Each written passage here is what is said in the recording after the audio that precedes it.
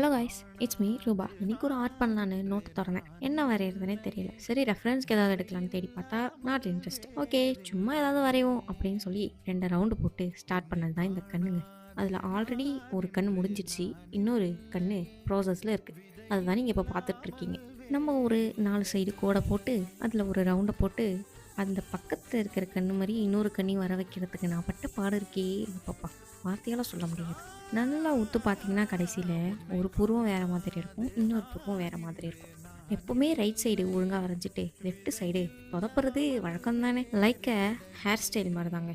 எப்போவுமே ஒரு சைடு மட்டும் ஒழுங்காக பின்னிடுவோம், இன்னொரு சைடு ஒழுங்காக பின்னுறதுக்கு வரவே வராது. 1 மணி நேரம் ஆனாலும் கஷ்டப்பட்டுட்ருப்போம். அதே மாதிரி தான் அழைச்சி வரைஞ்சேன். அப்புறம் ஒரு ப்ரெஷ்ஷை போட்டு தேய்ச்சி ப்ரெஷ்ஷில் ஒழுங்காக தேய்க்க முடியலன்னு கையை வச்சு தேய்க்க ஆரம்பிச்சிட்டேன்.